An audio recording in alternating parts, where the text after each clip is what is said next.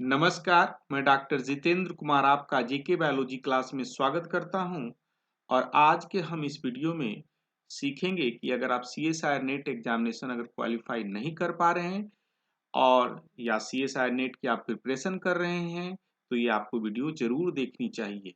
और अगर हमसे कोई पूछेगा कि सीएसआईआर नेट एग्जामिनेशन क्वालिफाई करना आसान है तो मैं बोलूँगा हाँ, बहुत आसान है।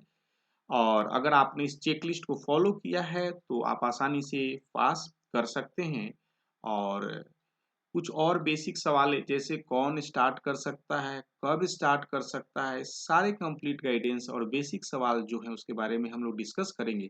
इसके अलावा भी अगर आपको लगता है कुछ और सवाल होने चाहिए तो आप कमेंट बॉक्स में लिख सकते हैं, हम उसको आंसर करेंगे। तो आइए वीडियो को देखते हैं अंत तक और समझते हैं कि कैसे CSI net life science examination qualify करना आसान है। चलिए, पहले एक बहुत बेसिक सवाल जो लोगों के दिमाग में आता है कि मैं 2 बार दिया, 3 बार दिया, why I can not qualify the CSI net exam, मैं क्यों क्वालिफाई नहीं कर पा रहा हूं। तो इसके पहले आप सोचिए क्यों नहीं क्वालिफाई कर पा रहे हैं और इस वीडियो को देखिए, आपको पता चल जाएगा कि आप क्यों नहीं क्वालिफाई कर पा रहे हैं और अपने आप को प्रिपेयर कर सकते हैं नेक्स्ट एग्जामिनेशन के लिए। और मैं आपको श्योर करता हूं कि अगर आप वीडियो देखते हैं और इसको फॉलो करते हैं तो आप निश्चित सफलता की ओर जाएंगे। इस वीडियो में हम ये भी बात करेंगे कि आप कैसे सीएसआई नेट लाइफ साइंस की एग्जामिनेशन की तैयारी कर सकते हैं और ये काफी आपके लिए फायदा होने वाला है। तो आइए देखते हैं। सबसे पहला कि अगर आप सीएसआर नेट लाइफ साइंस के एग्जामिनेशन की प्रिपरेशन कर रहे थे, आप अपने आप को कहते हैं कि हम प्रिपरेशन कर रहे हैं और आप क्वालिफाई नहीं कर पा रहे हैं, तो ये सबसे पहले आपको चेक लिस्ट देखना चाहिए कि भाई, पहला चीज, क्या आपको कंप्लीट सिलेबस का आइडिया है, साथ साथ उस महत्वपूर्ण टॉपिक के बारे में आप जानते हैं कि ये सवाल कंसिस्टेंट एग्जामिनेशन में पूछे जाते हैं। अगर हाँ, तो आप अपने आप को मार्क कर सकते हैं कि हाँ, हमको ये आइडिया है। दूसरा चीज, क्या आप प्रीवियस ईयर क्वेश्चन को पेपर को आपने अच्छी तरीके से सोल्व किया है और सोल्व करने की क्षमता रखते हैं, हाँ या ना। अगर हाँ तो अच्छी बात है, अगर नहीं तो आप क्रॉस करिए। और अगला सवाल, क्या आपको basic knowledge of life science का आइडिया है। Basic knowledge of life science idea करने का मतलब क्या है कि अगर आप बॉटनी के स्टूडेंट्स हैं तो आपको जूलॉजी का भी आइडिया आना चाहिए, बायोटेक का भी आइडिया होना चाहिए। साथ ही साथ आपको कुछ जनरल साइंस का भी आइडिया होना चाहिए। क्या आपने उसके लिए पढ़ाई किए हैं, हाँ या ना। तो आप लिख सकते हैं अगर हाँ तो यस और नहीं तो नहीं। और क्या आपको रेफरेंस बुक अपने कभी पढ़ा है, एक दो भी रेफरेंस बुक पढ़ा है और आपके पास है, तो अगर है तो सही है, पढ़ा है तो नहीं है तो नहीं है। क्या आपने सही तरीके से एग्जामिनेशन के लिए मैनेजमेंट, टाइम मैनेजमेंट किया है, अपने स्टडी के लिए, अपने प्रैक्टिस के लिए आपने किया है, कुछ समय इन्वेस्ट किया है डेडिकेटेड तरीके से, हाँ या ना। अगर आपने किया है तो यस लिखिए और नहीं किया है तो नहीं। क्या आपने कभी कभी एक्सपर्ट्स की गाइडेंस ली है, यस तो हाँ लिखिए और नहीं तो नहीं लिखिए। अब आप देखिए हमसे, इसमें से अगर तीन चार भी चीज को अगर फॉलो करते, कोई भी चार चीज की अगर फॉलो करते हैं तो मैं आपको श्योर करता हूं कि आपकी सफलता निश्चित होगी। लेकिन अगर आप पास नहीं कर पा रहे हैं तो इसका मतलब कहीं तो लैक है। ये 6 पॉइंट्स में कहीं तो कोई लैक है। अगर 6 पॉइंट को आप फॉलो करते हैं तो मैं आपको श्योर करता हूं कि आप निश्चित पास करेंगे, कोई आपको रोक नहीं सकता है कि इसमें कोई इफ और बट वाली बात है ही नहीं। आप निश्चित पास करेंगे अगर आप इस चीज को फॉलो करते हैं तो आइए हम लोग इसके डिटेल स्टेप्स के बारे में हम लोग समझते हैं कि और हमें क्या जानना चाहिए। ये तो हमने चेक लिस्ट देखा और हम हमारा जो रिजल्ट भी अब आने ही वाला है और रिजल्ट आने के बाद हम लोग आप देख सकते हैं कि आपने पास किया या नहीं किया, लेकिन फिर भी आप इसको देख सकते हैं। पहला जो चीज़ है कंप्लीट सिलेबस की अगर हम बात करते हैं तो आप देखते हैं कि सीएसआईआर नेट का जो सिलेबस है 13 यूनिट में बांटा गया है। और मैं अपना पॉइंट ऑफ व्यू आपके साथ रख रहा हूँ। 13 यूनिट सभी स्टूडेंट्स के लिए काफी कम स्टूडेंट्स ऑफ फ्रैक्शन है जिनका 13 यूनिट काफी अच्छा है और सारे यूनिट में वो कंफर्टेबल फील करते हैं। बहुत कम ऐसे स्टूडेंट्स होते हैं। तो वैसी परिस्थिति में आपको क्या करना चाहिए कि आपको important topic of CSI net life science के जो सवाल आते हैं उस टॉपिक से उसकी तैयारी काफी स्ट्रॉन्ग करनी चाहिए, या कुछ यूनिट जो है काफी महत्वपूर्ण है उसकी आपको तैयारी करनी चाहिए। और इसके लिए मैंने एक ऑलरेडी एक वीडियो बना के रखा है, कम से कम 6-7 यूनिट की आप तैयारी करके रखते हैं तो आपको कोई रोक नहीं सकता, जिसका लिंक मैं डिस्क्रिप्शन बॉक्स में डाल दूंगा। किसी भी स्टूडेंट्स के लिए संभव नहीं होता है, बहुत कम स्टूडेंट्स ही कंप्लीट सिलेबस को पढ़ सकते हैं, पढ़ने के साथ साथ उसको याद रख सकते हैं एट द मोमेंट, ठीक है। और याद करने के साथ उनका बेसिक कॉन्सेप्ट उस मामले में क्लीन हो up to level of CSIR NET life science exam. काफी कम ऐसे स्टूडेंट्स होते हैं, तो आपको क्या करना चाहिए कि कुछ बेसिक सेलेक्टिव यूनिट को पढ़ना चाहिए।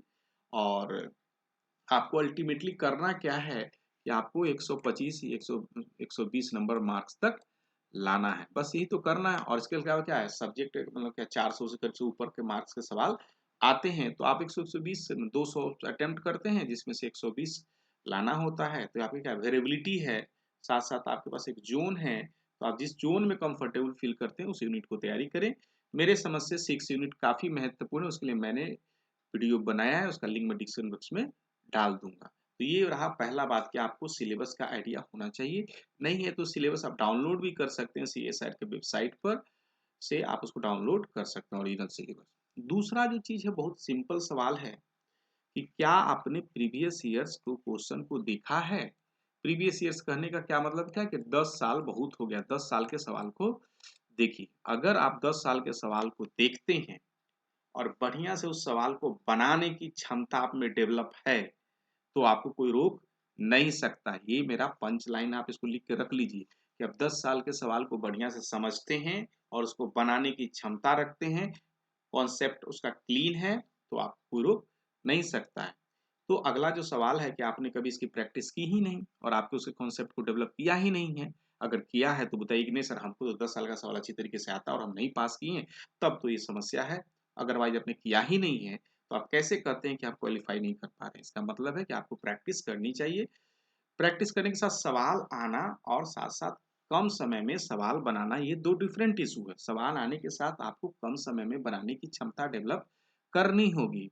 और ये जो क्वेश्चन है, आप कभी भी क्वेश्चन बैंक से, कोई भी क्वेश्चन बैंक से आप इसको देख सकते हैं, जो प्रीवियस ईयर के क्वेश्चन बैंक ईयर वाइज दिए हुए रहते हैं, या कहीं गूगल सर्च में आप डाउनलोड भी कर सकते हैं, कुछ सवाल आपको मिल जाते हैं प्रीवियस ईयर्स के। चलिए, आप अपने आवश्यकता के अनुसार प्रीवियस ईयर का क्वेश्चन का प्रैक्टिस जरूर करें। अब अगला मैं बात आपको बताना चाहता हूँ, क्या आपको basic knowledge of life science है। Basic knowledge of life science करने का क्या मतलब, क्या कि जो CSIR नेट का लाइफ साइंस का एग्जामिनेशन होता है, डिफरेंट तरह के स्टूडेंट्स देते हैं। जैसे अगर आपने बॉटनी किया है, जूलॉजी किया है, बायोटेक किया है, फिशरी किया है, इस तरह से डिफरेंट सब्जेक्ट आते हैं और लाइफ साइंस के वो एग्जाम को देते हैं। तो अगर आपने बॉटनी की पढ़ाई की है, तो क्या आपने अपने आप को एक्सप्लोर किए कि बेसिक अंडरस्टैंडिंग हम जूलॉजी में भी डेवलप करें। अगर ठीक उसी तरीके से अगर आप जूलॉजी के स्टूडेंट्स हैं, तो क्या कभी आपने डेवलप करने की कोशिश की है कि बेसिक अंडरस्टैंडिंग हम बॉटनी में भी थोड़ा डेवलप कर लें। तो ये बहुत काफी जरूरी है। अगर आप बायोटेक के स्टूडेंट्स हो तो आपको अंडरस्टैंडिंग क्या बॉटनी और जूलॉजी दोनों के लिए है, तो ये बातें थोड़ी बेसिक बातें सब्जेक्ट का आपको आइडिया होना चाहिए। तो बेसिक बुक के लिए अगर आप पढ़ना चाहते हैं, NCERT की बुक पढ़ सकते हैं, 12th लेवल की बुक काफी अच्छी बेसिक बुक मानी जाती है, आप उसको पढ़ सकते हैं, जो आपका क्या कॉन्सेप्ट डेवलप करने के काम में आएगा। अगर आपका बेसिक कॉन्सेप्ट क्लीन नहीं रहेगा तो आपको काफी लंबा समय लगेगा एग्जामिनेशन की तैयारी करने के साथ साथ कहीं अगर किसी से जुड़ते भी हैं तो आपको काफी लंबा समय लगेगा। तो इन जनरल आपको basic knowledge of life science होनी चाहिए और छोटी छोटी बेसिक बातें हैं जो आप पढ़ने के बाद आपको आएगा। अगला जो सवाल होता है कि बेसिक बुक तो हमने पढ़ लिया, लेकिन अब अगला चीज है कि अगर तैयारी करनी है तो हम कैसे तैयारी करें। अगर आपके पास टाइम फ्रेम, अगर अच्छा टाइम फ्रेम है, शुरू से ही अगर आप तैयारी करना चाहते हैं, अगर आप BSc का स्टूडेंट्स हैं तो आप तैयारी करना चाहते हैं तो पहले से भी कर सकते हैं। BSc या MSc फर्स्ट ईयर में भी आप कर सकते हैं। होता क्या है कि कहीं भी जो university, most of the university में मतलब जनरली जनरल रेफरेंस बुक ज़्यादा पढ़ते नहीं है। बेसिकली किसी तरीके से काम चलाओ, BSc और MSc पास कर लिया, ठीक है, उसके बाद अगर आप तैयारी करना चालू कर दो तो गाइड खरीद लेते हैं। तो नहीं, आपका बेसिक क्लीन होता है ना, ढंग का आपके पास कोई रेफरेंस बुक पढ़ने की कोशिश करते हैं। तो आपको जब भी अगर आपको तैयारी करनी है तो आपको क्या पढ़ना चाहिए, रेफरेंस बुक पढ़ना चाहिए और शुरू से ही रेफरेंस बुक पढ़ने की आदत डालनी चाहिए। साथ साथ आपको ये भी आइडिया होना चाहिए कि कौन से चीज के लिए, किस यूनिट के लिए हम कौन सा रेफरेंस बुक का सिलेक्शन करें। और रेफरेंस बुक आपके लिए काफी फायदेमंद का होगा। और रेफरेंस बुक शुरू में आपको तो कठिनाई होगा पढ़ने में, लेकिन इवेंचुअली टाइम के साथ आपका काफी इंप्रूवमेंट हो जाएगा, क्योंकि रेफरेंस बुक काफ़ी बेसिक तरीके से चीज़ों को लिखी जाती हैं और एक बार अगर आपका बेसिक क्लीन हो गया रेफरेंस बुक से, तो आपका कॉन्फिडेंस भी काफ़ी अच्छा तरीके से बढ़ जाएगा। साथ-साथ आप किसी भी सवाल को काफ़ी सरलतापूर्वक आप कर पाएँगे। मैं एक और बात बता देना चाहता हूँ कि अगर आप सीएसआई नेट लाइफ साइंस की तैयारी करते हैं और अगर आप हमसे जुड़ना चाहते हैं, तो आप इस नंबर पर कंसल्ट कर सकते हैं 6202692436 पर। हमारे यहाँ ऑनलाइन, ऑफलाइन दोनों बैच की सुविधा मौजूद है। साथ ही साथ अगर आप किसी कारणवश ज्वाइन नहीं करना चाहते हैं, अगर आपको चाहिए कि हमको soft copy of reference book चाहिए, तो आप इस नंबर पर कंसल्ट कर सकते हैं। सारे यूनिट का हम लोग रेफरेंस बुक प्रोवाइड कराते हैं। आप इस पर कंसल्ट कर सकते हैं। तो रेफरेंस बुक ज़रूरी चाहिए और शुरू से ही रेफरेंस बुक की पढ़ाई होनी चाहिए। ठीक है, अब आगे हम लोग देखते हैं। अगला जो सबसे महत्वपूर्ण चीज़ बात है, टाइम मैनेजमेंट। टाइम मैनेजमेंट में बहुत सारी बातें आ जाती हैं। कितना हमको स्टडी करना चाहिए, कितना रिवीजन करना चाहिए, कितना आपको प्रैक्टिस करना चाहिए क्वेश्चन का, ये सारे बातें टाइम मैनेजमेंट के अंतर्गत आती है। अगर मैं पहला जो सवाल अगर पूछूं कि आप स्टडी करते हैं, तो कितना घंटा स्टडी करते हैं, एक कितना घंटा पढ़ना चाहिए, तो मेरी भाषा में अगर उसको बोला जाए तो ये तो डिफर करेगा स्टूडेंट टू स्टूडेंट्स। अगर कोई बच्चा तेज है तो कम समय में पढ़ के चीज़ों को कर सकता है, लेकिन फिर भी अगर कोई बच्चा अपने आप को कमज़ोर पाता है तो थोड़ा उसको ज़्यादा पढ़ना पड़ेगा, थोड़ा ज़्यादा मेहनत करना पड़ेगा, थोड़ा ज़्यादा समय स्पेंड करना पड़ेगा। लेकिन किसी भी परिस्थिति में अगर बच्चा तेज है या कमज़ोर है, तो स्टडी के लिए टाइम जो है पर्याप्त नहीं हो पाता। अगर 24 घंटा में अगर 5-6 घंटा भी पढ़ते हैं इन जनरल, तो पर्याप्त नहीं हो पाता है सारे टॉपिक को कवर करने के लिए। तो टाइम हमेशा कम ही पड़ता है, ठीक है। दूसरा चीज़ करने का क्या मतलब क्या कि अगर आप पढ़ते हैं, तो चीज़ों को रिवीजन करने के लिए क्या आपने नोट्स बनाते हैं रेफरेंस बुक से? रेफरेंस बुक से नोट बनाते हैं, वो आपको काफ़ी फ़ायदा करेगा ड्यूरिंग द क्या है कि शॉर्ट टाइम में अगर आपको रिवीजन करना है वो टॉपिक, तो आपने पढ़ा है, तो रिवीजन करने में उसको नोट्स है आपके पास, तो काफ़ी आसानी तरीके से बना सकते हैं। कभी-कभी कोई लोग बोलता है कि सर हमको नोट्स चाहिए सीएसआई या नेट लाइफ साइंस के लिए, तो मैं कहता हूँ कि नोट्स जो ज़्यादा इफ़ेक्टिव कब होता है, जब आप खुद आप पढ़ते हैं और उसको बनाते हैं, तो काफ़ी फ़ायदे का साबित होता है। हो सकता है कोई बातें आपको आसानी से समझ में आती हैं और कोई कठिन से आती है समझ में, तो कठिन वाले जो चीज़ है उसको ज़्यादा एम्फैसिस देना चाहिए नोट्स अपने नोट्स में, और आसान वाले को, क्योंकि उसको बार-बार आप समझते हैं तो उसमें आपका जो नोट्स होगा कंप्लीटली शॉर्ट होगा। साथ-साथ प्रैक्टिस। मैं अक्सर अपने बच्चे को कहता हूँ कि सर आप अगर आप तैयारी कर रहे हैं सीएसआई नेट लाइफ साइंस की, तो ज़रूर क्वेश्चन का प्रैक्टिस करें। आप अपना एक टारगेट फिक्स करके रखें कि हमको 40 से 50 क्वेश्चन हर डे सोल्व करना है, और आप अगर सोल्व करते के समय चीज़ों को एन्जॉय करते हैं, अच्छा लगता है, तो 40-50 सवाल को सोल्व करने बहुत आसानी से 1.5-2 घंटा में आप आराम से उसको कर सकते हैं। और प्रैक्टिस सवाल का सबसे महत्वपूर्ण पार्ट है। ये आपको प्रिपेयर करता है, इसलिए कि हमको क्या पढ़ना है, किस तरह के सवाल पूछे जाते हैं, ये सब काफ़ी बेसिक बातें आपको आसानी से समझ में समय के साथ आने लगती है।